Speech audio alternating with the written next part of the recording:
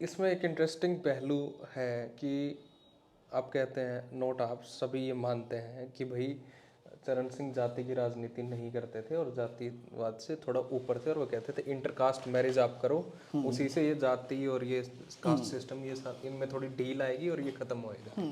पर हम जब देखते हैं तो उनका फॉर्मूला मजगर, वो तो कंप्लीटली जाति बेस्ड पॉलिटिक्स थी। ये एक नया टर्म आया था जब मायावती जी की सरकार रिपीट हुई थी, सोशल इंजीनियरिंग। ये तो मतलब खूबसूरत शब्दों में बयां खूबसूरत करने वाली शब्दों बात में, है और ये हाँ। कहा गया कि दलित और ब्राह्मण एक होकर के मायावती जी की दूसरी सरकार लेकर के आए।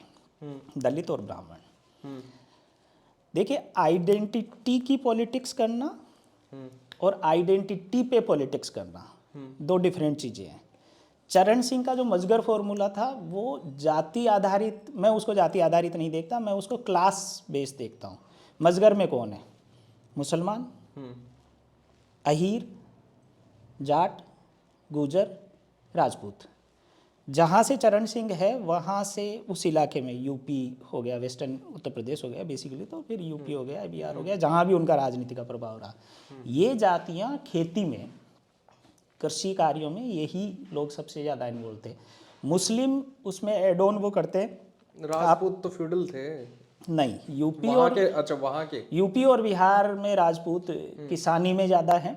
राजस्थान के राजपूत फ्यूडल रहे, वहाँ सामंतवाद रहा, मेरा उससे हाँ सामंती शासन रहा आज़ादी से पहले।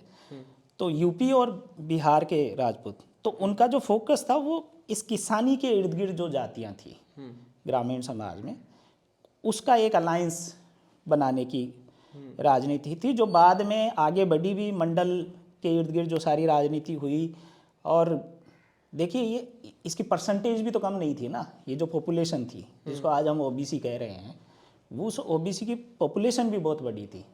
तो वो मुझे एक क्लास के तौर पे दिखता है, ना कि एक आइडेंटिटी, एक जाति आधारित कोई राजनीति है। और सबका अपना एक तरीका होता है राजनीति में पुश ऑन करने का, लेकिन किसी इंसान को आप असेस तब करेंगे जब उसकी पॉलिसीज़ को पढ़ेंगे। तो चरण सिंह की पॉलिसीज ऐसा नहीं कि सिर्फ इन जातियों पे सेंट्रिक थी।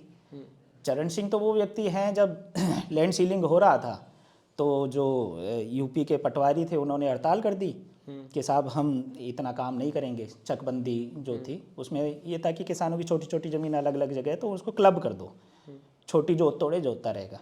तो एक तो क्लब करना था और दूसरा एक सीलिंग करना था कि एक लिमिट से ज़्यादा एक के पास ज़मीन नहीं रहनी चाहिए। तो वो लैंड रीडिस्ट्रीब्यूशन का भी कॉन्सेप्ट था।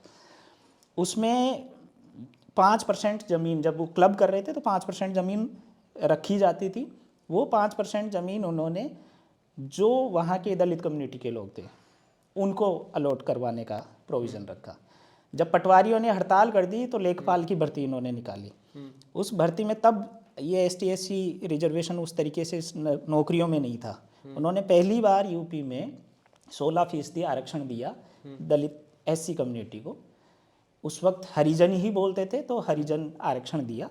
और तो पॉलिसीज़ उनकी, और फिर बाद में जब ये वित्त मंत्री बनते हैं देश के या प्रधानमंत्री बनते हैं, आप इनका जो भाषण है लाल किले से इन्होंने दिया, उस भाषण को भी अगर आप सुने तो इनका फोकस जो है ग्रामीण समाज में, आदिवासी समाज में, जो मार्जिनलाइज सेक्शन है, छोटे किसान जिनका 1 एकड़ से कम ज़मीन है, 50% उस वक्त ये बताते हैं कि 50% पॉपुलेशन, किसानों का 50% नहीं, 50% पॉपुलेशन के पास 1 एकड़ से कम ज़मीन है, वो मार्जिनलाइज्ड सेक्शन का हिस्सा है ना।